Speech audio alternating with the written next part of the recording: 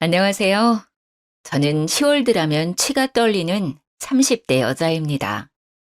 요즘 인터넷상에서 시댁욕 많잖아요. 저도 하나 보태려고 이렇게 글을 쓰게 되었네요. 제가 시댁과 결정적으로 인연을 끊게 된 사건이 있어서 이렇게 사연을 올립니다. 지금 생각해도 억울하고 참 어이가 없어서 말이 안 나오네요. 그런데 지금 결과적으로 보면 잘 되었다고 생각하면서도 참 씁쓸한 건 어쩔 수 없나 봐요. 처음에는 시댁에 사랑받고 싶다고 생각한 적도 있었습니다. 제가 사랑하는 사람의 가족이니까요. 제 가족처럼 챙기면 알아주시겠지 그렇게 생각했거든요. 하지만 사람 마음이라는 게 그렇게 간단하지가 않나 봐요. 결국은 상처를 주며 이렇게 인연까지 끊게 된 것을 보면 말이죠. 저와 남편은 5년을 넘게 사귄 장기간 커플이었어요. 그래서 오래 만났기에 서로 집안 어른들도 그리고 서로의 집안 사정도 참 잘 알았죠. 오래 연애를 하다 보니 오히려 집안 어른들이 너희 결혼은 언제 할래? 하고 물을 정도였어요. 가끔 남자친구 집에 찾아가면 어머님이 저를 예뻐해 주셔서 저도 남자친구 부모님께 결혼 전부터 잘 챙겨드렸어요. 오죽하면 저희 엄마가 본인 생일보다 남자친구 엄마를 더 챙긴다는 말을 했을 정도였죠. 저희가 막 결혼 이야기가 나오고 있었을 때 현재 남편, 그러니까 당시 남자친구의 아버지가 돌아가시게 되었습니다. 그래서 저는 홀로 남은 남자친구 어머니를 더 잘 챙겨드려야겠다고 다짐했죠. 그래서 부르면 군소리 없이 찾아가서 굳은 일도 마다하지 않고 해야겠다고 생각하고 무조건 달려갔었죠. 남편은 집안에서 둘째 아들이었습니다. 위로 3살 차이 나는 형이 있었는데 어머니가 아주버님을 정말 많이 챙기셨어요. 뭐 보통 엄마들이 장남을 예뻐하니 저도 그런가 보다 하고 생각하고는 했었죠. 거기다 저희는 결혼하고 아주버님은 아직 미혼이니 그래서 더 챙기나 보다 했는데 남편 말로는 어릴 때부터 자기보다 형을 더 예뻐했다고 말을 하더군요. 당시에는 뭐 그런가 보다 하고 넘겼네요. 겉으로 보기에는 그렇게 차이가 나지도 않았고 혼자 있는 아들 챙기는 건 당연해 보였기 때문이죠. 그런데 아주버님이 결혼할 여자를 데려오면서 평화로웠던 분위기가 달라지기 시작했어요. 아주버님께서는 저희가 결혼한 지 3년 차에 여자분을 집으로 데려오셨어요. 그전까지 며느리는 저 혼자였기에 거의 제가 큰며느리 역할을 해왔어서 아주버님이 집에 여자분을 데려온다고 하셨을 때 가장 좋아한 게 바로 저였습니다. 그래서 그날은 오전부터 어머니와 함께 새 식구를 맞을 준비를 부지런히 하게 되었습니다. 어머니도 아들이 30대 후반이 되어서 여자를 데려온다고 하니 얼마나 공을 들이시는지 잔치상 부럽지 않게 상을 차리고 싶으셨는지 장거리를 한가득 보셨습니다. 저희는 갈비에 잡채에 전까지 붙여서 정말 한상 가득 음식을 해놓고 새 식구가 오길 기다렸죠. 그리고 아주버님이 형님의 손을 잡고 현관문으로 들어오는데 여자분이 온몸을 명품으로 휘감고 있는 겁니다. 눈에 띄는 명품도 있었지만 나중에 찾아보니 명품이었던 제품도 있었던 것 같아요. 제가 명품에 눈이 어두워도 이건 딱 명품이라고 하는 것도 몇 개씩이나 있었죠. 저는 그때 대충 아주버님이 부자를 만나고 있다는 건 듣긴 했지만 머리끝부터 발끝까지 귀티가 좔좔 흐르는 형님을 보고 놀라긴 했습니다. 보통 부자가 아니라고 생각하게 되었거든요. 어머님도 처음 보는 큰며느리감이 반가우신지 손을 맞잡으시고 환하게 웃으시는데 저도 좋았습니다. 딱 그때까지는 그랬어요. 새 식구가 들어온다는데 나쁠 리가 없잖아요.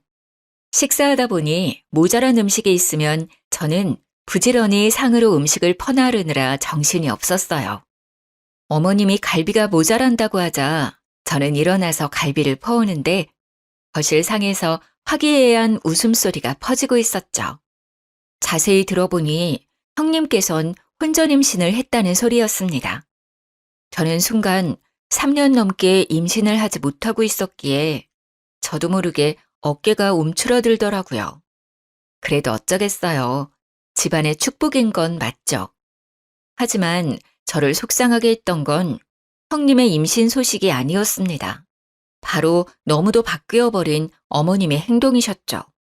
제가 갈비를 상위에 내려놓자 어머님이 형님의 손을 꽉 붙잡고 말씀을 하셨어요.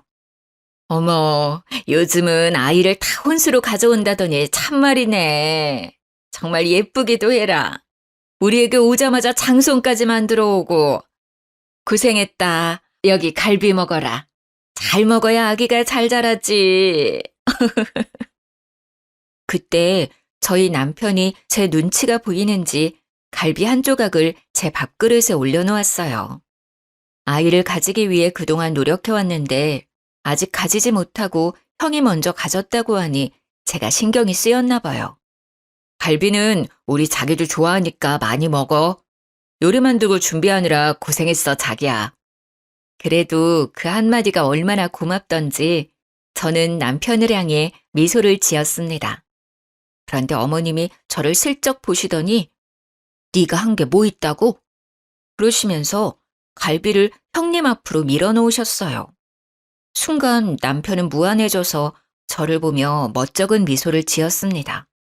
그때는 어머님이 학수고대하던 아주버님이 결혼할 사람을 데려왔는데 기다렸던 아이까지 가졌다는 말에 너무 좋아서 그러시나 보다 했었습니다. 저는 다시 잡채를 가지러 부엌으로 가는데 뒤에서 어머니의 커다란 목소리가 들려왔어요. 어머, 대학병원 의사라고? 내분비과? 아이고, 우리 집에 드디어 사자를 가진 사람이 들어왔구나. 아이고, 장하다. 지훈이 너도 참 용하다. 어떻게 이렇게 귀한 사람을 집에 들여왔다니? 참 우리 집에 복덩이가 들어왔구나. 저는 잔뜩 들떠있는 어머님의 목소리를 들으며 집이 정말 잔치 분위기라고 생각했습니다. 그렇게 분위기 좋게 식사를 마치고 어머님과 아주버님과 미래의 형님은 이제 결혼 이야기를 하셨어요. 그 상을 치우는 것은 또 저의 몫이었기에 혼자 사부작거리며 상을 치우고 있는데 남편도 그 자리에 앉아있기가 그랬는지 저를 도와 상을 같이 치워주더라고요. 고생했다고 저를 다독이는데 그 손길이 너무 고마웠어요. 아침부터 힘들게 부지런히 요리하고 상을 차렸어도 고생했다는 한마디 못 들을 줄 몰랐습니다. 그런데 남편이 그 맘을 알아주니 속상한 마음이 사르르 녹아내렸죠. 상을 치우고 과일을 내가는데 형님이 어머님께 선물이라고 명품 가방을 떡하니 내놓더라고요. 어머님은 너무 좋아하시며 잇몸이 만개하게 찢어지셨어요. 의사니까 역시 돈도 잘 버는 거겠죠. 어머님의 커다래진 입을 보는데 제가 괜히 죄송해지더라고요. 저렇게 좋아하실 줄 알았으면 하나 사드리는 건데 하는 마음이 드는 겁니다. 제가 사드린 건 명품은 아니어도 국내 유명 브랜드들이었거든요. 역시 어머님도 여자셨던 거죠. 어머니는 명품 가방을 품에 안으시고 예비 형님을 향해 말을 하셨어요. 뱃속에 아이도 있는데 결혼을 서둘러야지.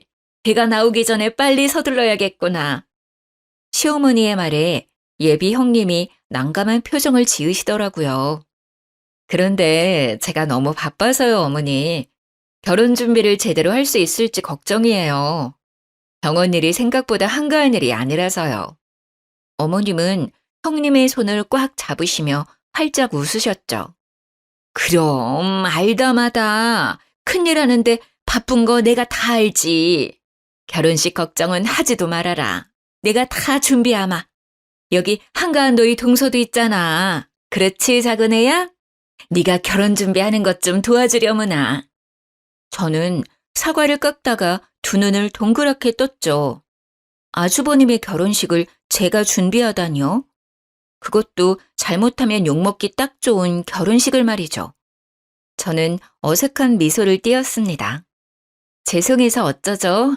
저도 요즘 회사 일이 바빠서 도와드리기 힘들 것 같네요. 그래도 본인들이 준비하는 게 더 마음에 들지 않을까요? 어머님은 제 말이 마음에 안 드셨는지 저를 흘겨보셨어요. 무슨 직장이 시간 조정 하나 마음대로 못한다니? 그래서 다른 일은 할 수 있겠어? 서로 어려울 때 돕고 해야 형제 우애가 좋아지고 그러는 건데. 아니에요, 어머니. 제가 바빠도 시간 내서 해볼게요. 동서 곤란하게 해서 미안해. 아니다, 내가 준비하마. 바쁜 네가 시간을 어떻게 빼려고 해. 뱃속에 애도 있는데 그럴 필요 없어. 저는 잠시 그 자리에 있는데도 벌써 숨이 막혀왔습니다.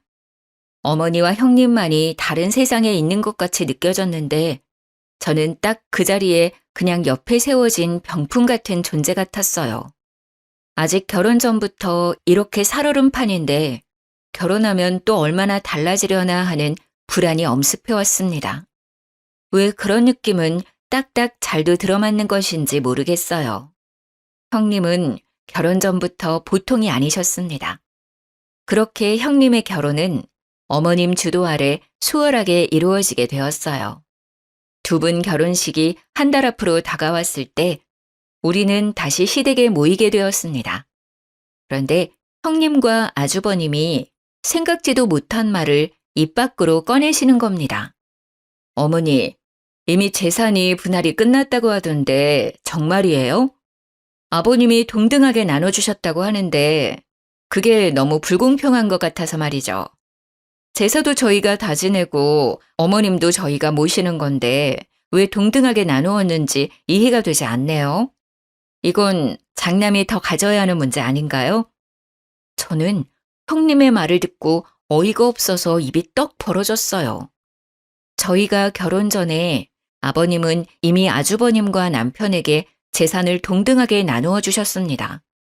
시댁은 대력가까지는 아니지만 상당한 부동산 재산이 있었고 당시 저도 예비 며느리 자격으로서 그 자리에 있었고요. 아버님은 아주버님에게 장남이라는 이유로 지역 상권도 월등히 좋은 신축 건물을 주었고 저희에게는 건물은 규모가 크지만 오래되고 상권이 안 좋은 건물을 주셨었습니다. 그때 당시에 아주버님도 그것에 만족하셨고 저희 남편과 저도 큰 불만 없이 받아들였습니다. 시세 차이는 별반 다름 없었고 아버님이 나눠주시는 거니 큰 불만도 없었죠. 그리고 아버님은 어머님 앞으로 노후자금이라고 작은 건물을 남겨두셨었습니다. 그런데도 저런 말을 꺼내자 속이 뒤집히는 겁니다. 형님, 그렇게 따지면 이제 저는 시댁에 손 놓아도 되는 건가요? 형님 혼자 시댁 행사며 제사며 다 챙기시려고요? 형님은 저를 보며 고개를 끄덕였습니다. 당연하지. 장손인데 내가 책임져야지. 그러니까 우리가 재산을 더 가져야 하는 거 아니겠어? 이건 너무 불공평하잖아. 앞으로 고생은 나하고 우리 그이가 다 하는 건데 앞으로 어머님도 책임져야 하고. 그런데 그때 아버님이 그런 것까지 생각하고 좋은 상권의 신축 건물을 아주버님께 남겨주신 거잖아요. 이제 와서 그것을 따주시면 저희가 너무 어이가 없어요.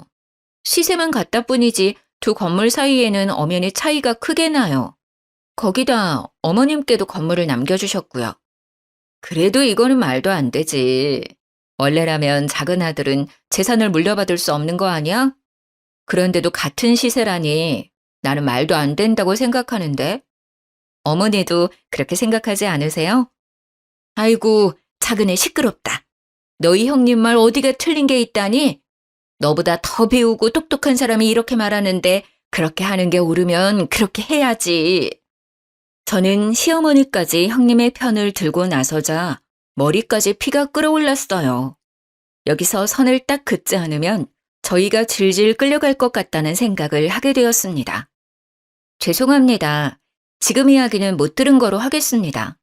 싸움도 되지 않을 일 가지고 이게 뭔가요? 이미 아버님이 저희한테 주신 거고 저희는 다시 아주버님께 드릴 마음 같은 건 없습니다. 죄송합니다. 제 말에 갑자기 아주버님이 버럭대고 저를 향해 소리를 지르시는 겁니다. 아니, 재수씨, 어떻게 그렇게 말을 합니까? 윗사람이 말을 하면 듣는 척이라도 해야 하는 거 아닙니까? 이 사람이 앞날을 생각해서 이렇게 말하는 건데 어떻게 그렇게 딱 말을 자릅니까? 재수 씨가 시집와서 한 게 뭐 있나요? 그렇게 재산에 욕심이 나나요? 저는 재수 씨가 이렇게 속물인지 몰랐네요. 저는 순간 그 말에 어이가 없었습니다. 누가 지금 재산에 더 눈이 멀었는지 모르는 것 같았어요. 지금 재산 이야기 하시는 두 분은 아직 결혼도 안 하신 거 아니에요? 결혼 생활 한참 하시고 힘들어서 이런 이야기 하는 거면 이해라도 하려고 노력이라도 해보겠는데 이건 경우가 아니죠. 너는 윗사람한테 무슨 말을 그렇게 하는 거니? 어? 어디서 배워먹은 버르장머리가 그래. 윗사람들이 아니다 하면 구분구분 말을 들을 연구를 해야지 어디서 따박따박 말대답을 하는 거야. 두 분이 한꺼번에 저를 향해 그렇게 말하니 속이 정말 뒤집힐 것 같았습니다. 어머니, 정말 말 한 번 잘하셨네요. 제가 장남이니까 더 갖는 게 옳죠. 재수 씨, 아버지가 주신 건물 주세요 그럼. 이렇게 긴 이야기 할 필요도 없고 서로 얼굴 붉힐 일도 없을 것 같네요. 가만히 우리들의 이야기를 듣고 있던 남편이 이제 참지 못하겠는지 제 손을 잡아서 일으켜 세웠어요. 도저히 가만히 듣고 있기가 불편하네. 이미 그건 아버지가 나와 아내한테 물려주신 건데 왜 형이 주라 말아야? 재산에 눈먼 사람이 누군데 내 아내한테 그런 말을 하는 거야? 이미 끝난 이야기니까 더 이상 할 얘기도 아닌 것 같네. 우리는 그만 집에 가야 할 것 같아. 가자, 자기야. 그렇게 저희는 집으로 돌아왔습니다. 돌아오는데도 정말 두 눈이 시뻘개진 두 사람의 얼굴이 눈앞에 어른거리는 겁니다. 어디서부터 잘못된 것인지 길게 한숨이 쏟아져 나왔어요. 하지만 그때는 그게 시작에 불과했다는 걸 우리 모두 알지 못했습니다. 두 사람은 무사히 결혼식을 올렸고 일주일간 신혼여행을 떠났습니다. 그리고 그렇게 복잡한 타이밍에 저는 그토록 기다리던 임신을 하게 되었어요. 남편은 저의 임신에 너무 기뻐하면서 형님 내외가 신혼여행에서 돌아오면 말하자고 너무 좋아하는 겁니다. 저도 드디어 아이의 엄마가 됐다는 뿌듯함과 함께 시댁을 찾았습니다. 모두가 둘러앉자 남편은 활짝 웃으며 제가 임신했다고 공개를 했어요. 모두 놀라지 마세요. 우리 집에 또 경사가 있어요. 제 아내가 드디어 임신하게 되었어요. 자기야, 그동안 고생했어. 정말 잘했어. 남편의 말이 끝이 나자 형님이 갑자기 대성통곡을 하기 시작하는 겁니다. 통곡은 점점 심해지더니 자지러질 정도로 눈물을 펑펑 흘리는데 저와 남편은 꿀먹은 벙어리가 되고 말았습니다. 어머님과 아주버님은 형님을 달래는데 저희는 무슨 상황인지 모르니 가만히 상황을 지켜볼 뿐이었죠. 드디어 형님이 진정하자 휴지로 눈물을 닦아내며 저를 쳐다보더군요. 동서, 좋은 날에 정말 미안해. 내가 유산을 해서 동서 임신했다는 소식을 들으니 뱃속의 아이가 너무 생각나서 그랬어. 우리가 재산 가지고 다툰 날 있잖아. 그날 그게 스트레스가 되었나 봐. 나는 그게 그렇게 분란을 일으킬 줄 모르고 꺼낸 이야기인데 형제 싸움까지 번지고 며칠 동안 끙끙 앓다가 아이가 그만. 저는 정말 할 말이 없어서 입을 다물었어요. 그 상황에서 무슨 말을 할 수 있겠습니까? 형님의 말의 뉘앙스를 보면 결국 우리가 재산을 내놓지 않아서 자신이 유산했다는 말이 아니겠어요? 시어머니는 저를 눈으로 흘기시며 입을 비트셨어요. 재산이 무슨 대수라고 뱃속에 장손을 잃어버리게 만들어. 그리고 너는 이 상황에서 임신했다고 그렇게 말하고 싶니? 지금 사람 염장 지르는 것도 아니고. 아이고, 애들이 배운 게 없어서 그런지 눈치도 없네. 어머니의 말을 듣다 못한 남편이 벌떡 자리에서 일어나서 소리를 질렀습니다. 어머니, 그게 지금 무슨 말을 하시는 거예요? 지금 형네 아기가 우리 때문에 그렇게 되었다는 말이라도 하시는 거예요? 이게 어떻게 저희 잘못인가요? 지금 저희 아이는 안중에도 없으신 거예요? 형님 잃어버린 아이만 중요하신 거냐고요? 자기야, 그만 일어나 가자. 더 이상 여기에 못 있겠다. 저는 남편 손에 이끌려 다시 집으로 돌아왔습니다. 그런데 첫 임신에 심한 시댁 스트레스를 받아서인지 유산기가 보이기 시작했어요. 아래에 피가 살짝 비치고 아랫배가 자꾸 뭉치고 아파지는 게 큰 병원에 가서 검진을 받아보려 했지만 대학병원 같이 큰 병원은 대기가 너무 많이 걸려 있어 엄두를 못 내겠는 겁니다. 그래서 남편이 형수네 병원에 가서 검진을 받는 건 어떠냐고 물어보더군요. 어머님도 형님이 예약해서 허리 진료를 받았다는 겁니다.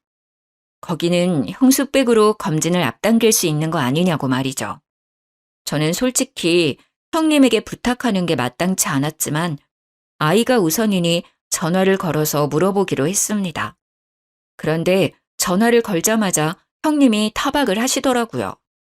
동서, 왜 전화했어? 바쁜 일 아니면 빨리 끊어. 혹시 이제는 우리한테 건물 넘길 결심이라도 선 거야?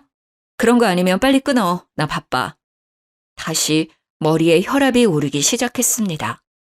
형님의 말을 듣자마자 내가 왜 이 여자에게 전화를 한 것인지 후회가 되기 시작했죠. 아니요, 그건 아니고요. 형님네 병원 산부인과 예약하러 가는데 혹시 빨리 앞당길 수 있는지 알아보려고 전화를 드렸어요.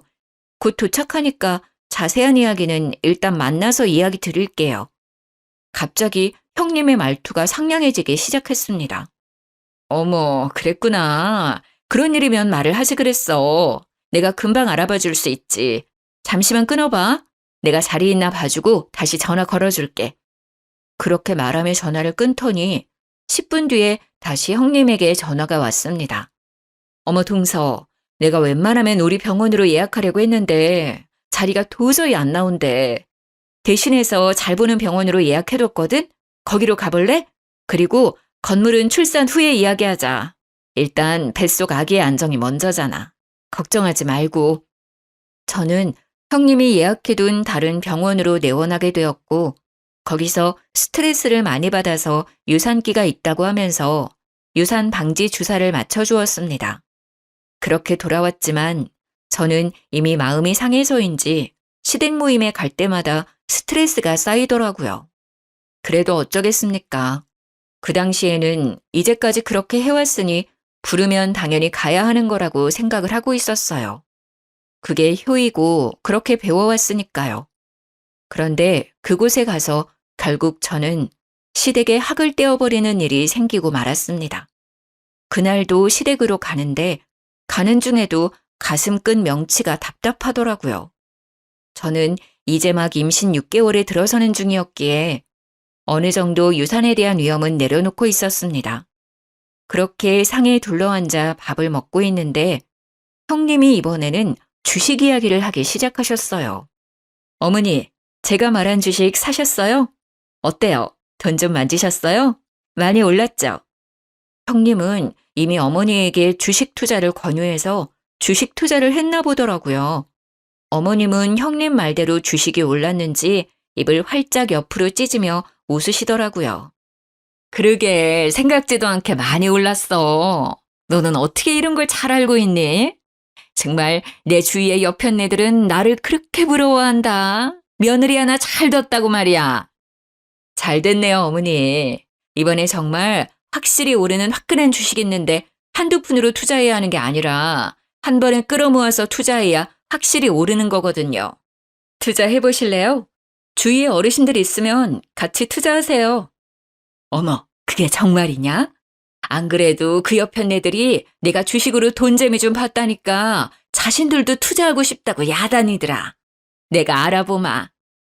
형님은 어머니의 말에 활짝 웃더니 저희를 보며 말을 이었어요. 동서도 투자하는 게 어떻겠어? 이번에도 정말 확실한 주식이거든.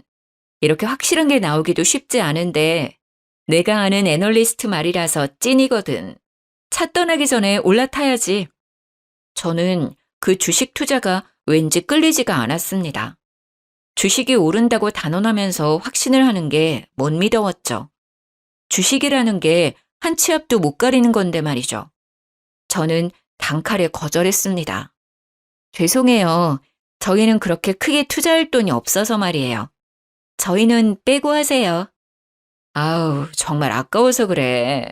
그 애널리스트 말로는 3배는 기본이고 최대 5배 이상은 뛴다고 하던데 이때 아니면 못 산다니까? 그 건물 있잖아. 그거 팔아서 투자하는 건 어때? 동서 말대로라면 시세도 더 이상 오르지 않을 거 아냐. 그렇게 끌어안고 있어봐야 세금이나 더 나오지. 거기 건물 상가도 몇 개나 비어있어서 월세로 버는 것도 없다던데. 나 못 믿으면 그 전문가 믿고 투자해봐. 형님은 꼭 저희 건물을 미리 알아보신 것처럼 말을 하시더라고요. 저는 오랫동안 아파트 건설업체를 다니고 있었습니다. 어깨너머로 어떤 특징적인 지역이 아파트 개발이 잘 되는지 어렴풋이 알고 있었죠. 처음에는 잘 몰랐지만 아버님이 물려주신 건물을 보고 나서야 이곳이 잘하면 재개발이 들어갈지도 모르겠다는 생각을 하게 되었습니다. 문제는 그게 언제가 될지 그리고 재개발 허가가 날지 모르는 상태이지만 저는 그 당시에 이 지역은 언젠가 재개발이 된다고 생각을 하고 있었어요. 그래서 형님에게 건물을 팔지 않겠다고 말을 했죠. 아니요, 괜찮아요. 아무래도 거기가 곧 재개발이 들어갈 것 같아서 그래요. 그래서 손해라도 당분간 건물 가지고 있자고 남편하고 말을 해두었어요. 제 말을 듣더니 갑자기 형님의 두 눈이 커다래지더군요. 동서, 정말 해도 해도 너무한다. 그런 건물을 가져간 거야? 어떻게 우리한테는 한마디도 없이 그런 곳을 가지고 갈 수가 있어? 미리 알고 그 건물 가져간 거야? 우리 그이 몰래 건물 빼돌린 거 아니야? 형님의 말에 논리에 어이가 없어지더군요. 건물을 빼돌리다니 어떻게 저런 말을 할 수가 있는 건지 당최 이해가 되지 않는 겁니다. 무슨 말을 그렇게 하세요? 저희도 아버님께 물려받고 눈으로 직접 건물 보고 재개발에 들어갈 것 같다는 거 안 거고요. 아직 재개발 뜬 것도 아니고 그럴 것 같다고 분명 말씀드렸잖아요. 그런데 무슨 건물을 빼돌려요? 저희는 정말 아버님이 주신 대로만 받은 건데 그리고 제가 회사 다니면서 지역이랑 흐름 보고 저 스스로 판단해서 그렇게 말한 거예요. 형님, 정말 말을 이상하게 하시는 거 아니에요? 그게 말이 되는 거야? 아버님이 주신다고 그런 낡은 건물을 얌전히 받았다고? 그게 더 이상하지. 분명 뒤에서 아버님에게 무슨 말을 했으니 이렇게 된 거 아니겠어? 어머니, 이거 사기 아니에요? 좋은 건물 차지하려는 것 같은데 어머니, 아무리 생각해도 이건 아닌 것 같아요. 저는 정말 미치고 팔짝 뛸 것 같은데 그 당시 아버님 옆에 계셨던 어머님까지 저를 몰아가는 겁니다. 큰아기 말을 듣고 보니 그렇구나. 너 정말 건물 노리고 그런 거니? 정말 사람 하나 잘못 들여서 내가 별꼴을 다 보는구나. 너 이게 무슨 경우냐? 어? 아무리 재산이 탐이 나도 그렇지. 그렇게 노른자 땅을 홀라당 가지고 가서 너 혼자 잘 먹고 잘 살려고 했니? 말하는 꼬락서니도 아주 뻔뻔하게 시리. 정말 그 말이 사실이면 저도 가만히 있지 못하겠습니다. 재수 씨, 이건 법적으로 사실 여부를 따져봐야 하는 겁니다. 사실이라면 지금이라도 이실직고 하세요. 순간 머리 꼭지가 돌면서 아랫배가 뭉치는 겁니다. 밑이 빠질 것처럼 아픈데 저는 배를 움켜쥐고 옆으로 쓰러졌어요. 어머니는 그 순간까지 저를 보고 타박을 하시는 겁니다. 옳시고 이제 내가 뭐라고 한다고 아프다고 생쇼를 하는구나. 정말 너 그렇게 안 봤는데 꼬리가 9 달린 여우 아니냐? 나 몰래 얼마나 너희 시아버지를 구워 삶은 거야. 안 일어나? 씨하지 말고 일어나. 저는 배가 아파서 식은땀이 흐르기 시작했어요.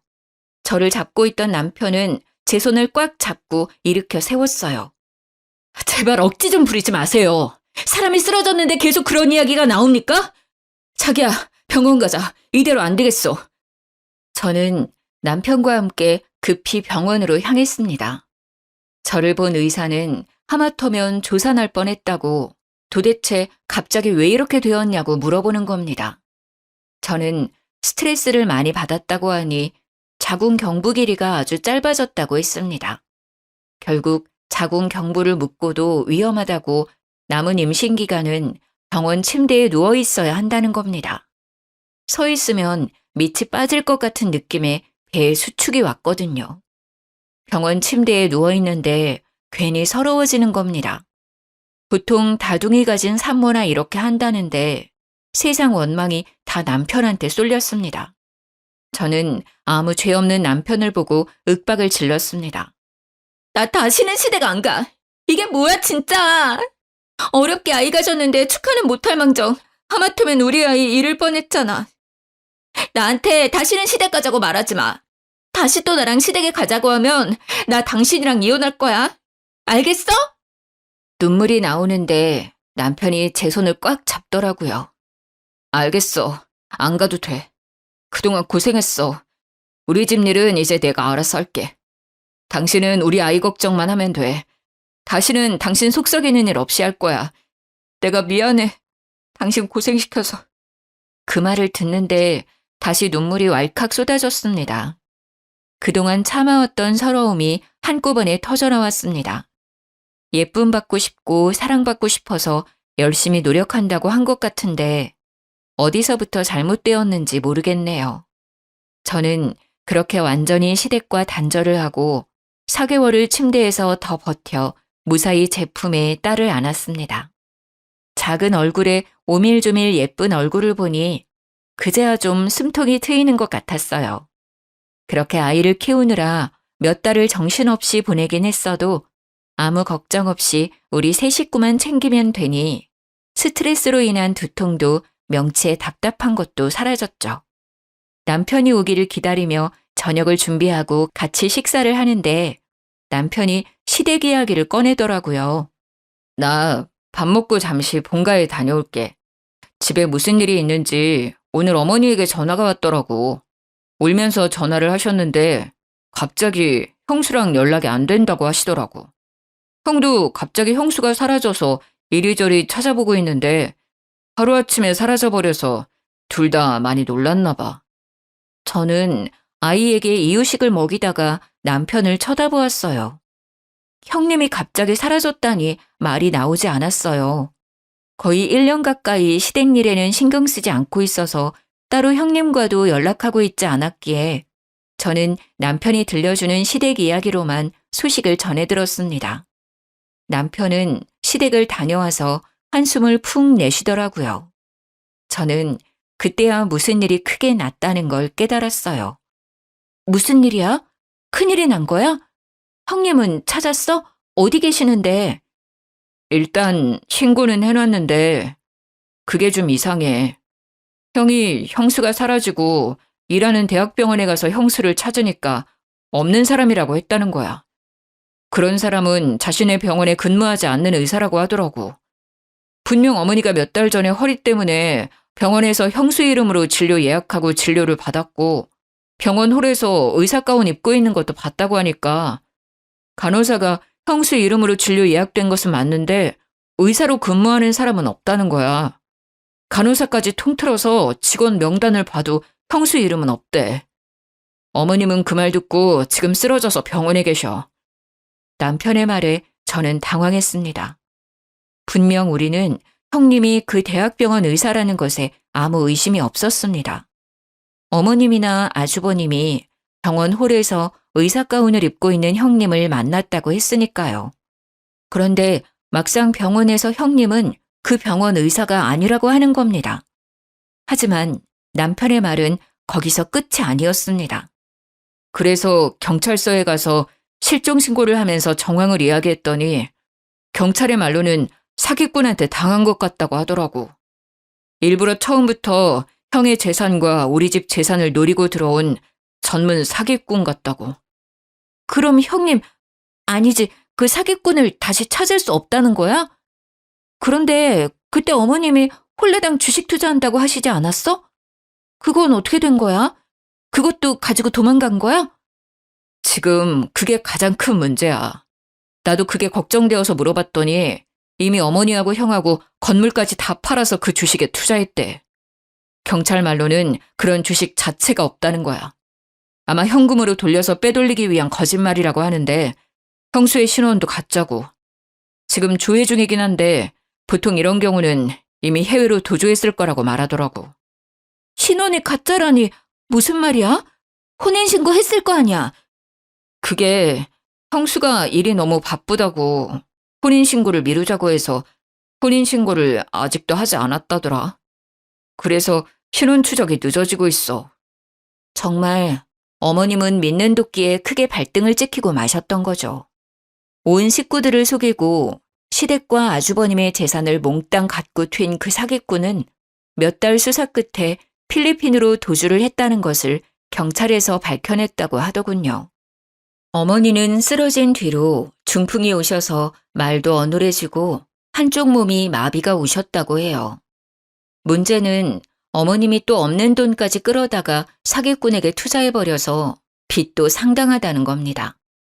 하루에 몇 번씩 병원으로 빚쟁이들이 들락거린다고 하더라고요. 그래도 그 지역에서는 잘 산다는 소리를 듣고 살았던 시댁이 한순간에 빚더미에 앉게 되었습니다. 어머님은 어쩔 수 없이 사시던 집을 팔아 그 빚을 다 갚고 작고 낡은 주택을 월세로 얻었다고 해요. 저는 더는 시댁으로부터 스트레스를 받고 싶지 않았어요. 저는 그동안 할 만큼 했다고 생각합니다. 그리고 이건 어머니가 자초한 것으로 생각하기도 했고요. 번지르르한 겉모습과 의사라는 말만 믿고 모든 것을 믿어버리신 거니까요. 당신이 서운하게 생각할지도 모르지만 나는 어머니 일에 더 이상 신경 쓰고 싶지 않아. 어머니에게 갈 생각도 없고. 그러니까 나보고 어머니에게 얼굴 비추라는 말 하지 않았으면 좋겠어. 남편도 그동안 어머님이 저에게 한 행동을 고스란히 봐와서 그런지 별말이 없었습니다. 그래, 알겠어. 내가 알아서 할 테니까 당신은 어머니 일에 신경 쓰지 마. 그리고 남편은 어머니에 대해 저에게 말하는 법이 없었어요. 그렇게 몇 년이 흘렀는데 저의 예상대로 저희의 건물은 재개발이 진행되었습니다. 저희는 보상금으로 큰 돈을 벌었죠. 그 말을 저희 어머님이 어떻게 들었는지 저에게 수십 통 전화를 해서는 생떼를 부리기 시작하는 겁니다. 작은 애 너는 어쩌면 이럴 수가 있는 거니? 아무리 시어머니가 잘못했다고 해도 이렇게 몇 년 동안 얼굴 한번 안 비추고. 너는 그러는 거 아니다. 내가 뭘 그렇게 잘못했니? 그때는 어쩔 수 없어서 그런 거 너도 알잖아. 시어머니는 몇 년 만에 저한테 전화하셔서 그때 내가 너에게 너무 심하게 해서 미안하다 그 한마디를 안 하시는 겁니다. 그때 제가 무슨 일을 겪었는지 어머니도 다 아시면서 말이죠. 저는 그 일로 뱃속에 아이를 잃을 뻔했는데 해도 너무한다고 생각을 했습니다. 남아있는 정도 없는데 더욱 어머니에게 정남이가 떨어져 버렸죠. 어머니, 정말 너무하시는 거 아니에요? 그때 어머니께서 저한테 어떻게 하셨는지 벌써 잊으신 것 같네요. 그때 제가 얼마나 속상했는지 알기나 하세요? 그 사기꾼 형님한테 홀라당 넘어가셔서 제 뱃속에 있던 손녀까지 위험에 빠뜨릴 뻔한 거 벌써 잊으셔서 저한테 이러시는 거예요? 지금도 가끔 생각하면 명치 끝이 뜨겁고 답답해져요. 그런데 전화해서 그때는 어쩔 수 없었다니요? 어머니는 다 알고 계셨잖아요. 그게 차별이고 폭력이란 거 알면서도 형님이 사주는 명품 가방에 넋이 나가신 거죠. 형님의 배경에 눈이 멀었던 거고요. 다시는 저랑 제 딸 얼굴 보려고 하지 마세요. 너는 어쩜 애가 하나도 안 변하니? 사람이 다 실수하면서 사는 거지. 가족끼리 그렇게 일일이 따져가면서 살면 안 된다는 거 안 배웠냐? 너희 건물 재개발 들어갔다는 거 다 안다. 보상금도 넉넉하게 받았다며. 그거 내놔라. 내 남편이 피땀 흘려서 벌어놓은 재산이잖니. 어떻게 그렇게 큰 돈을 벌어놓고 이렇게까지 매정하게 구는지 나는 알다가도 모르겠구나. 내 남편이 준 거니 나도 받을 권리 충분히 있다고 생각한다. 저는 어머니 말에 기가 막혀왔어요. 돌아가신 아버님이 피땀 흘려 일구어 놓은 재산을 홀라당 말아먹은 건 어머니면서 저희 건물 보상금을 내놓으라는 겁니다. 어머니, 저는 어머니가 아버님 재산을 그렇게까지 귀하게 생각하실 줄 몰랐네요. 저는 그렇게 귀했다면 그 사기꾼한테 건물 팔아서 돈 넘길 때 좀 더 자세히 알아봤을 거예요. 어떻게 한 사람 말만 믿고 그 많은 재산을 넘겨주었는지 저는 아직도 이해가 안 돼요. 그리고 이건 저희가 그때 현명하게 판단해서 지켜낸 거 아닌가요? 어머님이 저에게 그 사기꾼에게 건물 안 넘긴다고 그렇게 구박하던 거 하나도 빼놓지 않고 기억하고 있어요. 그래서 저희가 그나마 거짓골 면하고 사는 거고요. 그러니까 다시 이런 전화하지 않으셨으면 좋겠네요. 이제 전화하셔도 이런 이야기 하시면 전화 끊을 거예요. 저는 어머님의 말을 단칼에 거절했습니다. 그렇지 않으면 어머님 성격에 다시 돈을 달라고 전화를 하실 거니까요. 아주버님은 저에게 미안한지 몇 년이 지나도 얼굴 한 번 안 비추고 남편만 연락을 주고받더군요. 남편 말로는 지금은 그 여자를 찾아서 외국에 나가 있다고 하네요. 간간히 서로 연락은 주고받고 있지만 그 여자가 얼마나 꼭꼭 숨어버렸는지 몇 년을 찾아도 머리카락도 안 보인다고 말을 하더군요. 저는 그래도 혹시나 해서 남편을 흘겨보았어요. 혹시 어머님이나 아주버님께 돈이나 이런 거 주고 하는 거 아니지? 그러지 마. 그러면 나 정말 화낼 거야. 남편은 저를 보며 팔짝 뛰더라고요. 내가 미쳤어? 돈을 왜 줘? 형은 나한테 그런 말 미안해서라도 꺼내지도 않아. 자기한테 미안하다고 전해주라는 말만 계속하더라. 자기도 그렇게 속을 줄 몰랐다고. 어머님은 나한테 돈 달라고 전화는 하지만 나는 안 된다고 했어. 병원비는 내드리고 있지만 다른 돈은 안 드린다고 확실히 선 그었어. 나도 말이야, 어머니에게 서운한 게 한두 개가 아니야. 어릴 때부터 어머니는 유독 형만 예뻐했으니까. 당신도 이미 질릴 만큼 봤잖아. 저도 남편이 어머님의 병원비를 내고 있다는 것을 알고 있었습니다. 결혼 전부터 어머님이 아주버님을 알뜰히 챙기는 것을 봐오긴 했지만 어린 시절부터 그런 모습을 봐온 남편도 결혼 후까지 그러니 이제 진절머리가 난 듯 했습니다. 알겠어. 병원비는 내드려야지. 그 정도는 나도 괜찮다고 생각은 해. 하지만 그 이상은 안 도와드리는 게 옳다고 생각해. 그리고 나는 다시 시댁일에는 손대고 싶지 않아. 그건 당신이 이해해줬으면 좋겠어. 남편은 알겠다고 자신의 집일에 신경 쓰지 않아도 된다고 했습니다. 어머님과 완전히 연을 끊고 지낼 수는 없겠지만 그래도 우리 부부는 시댁에 경제적인 도움은 주지 않겠다고 어머님께 확실히 선을 그었습니다.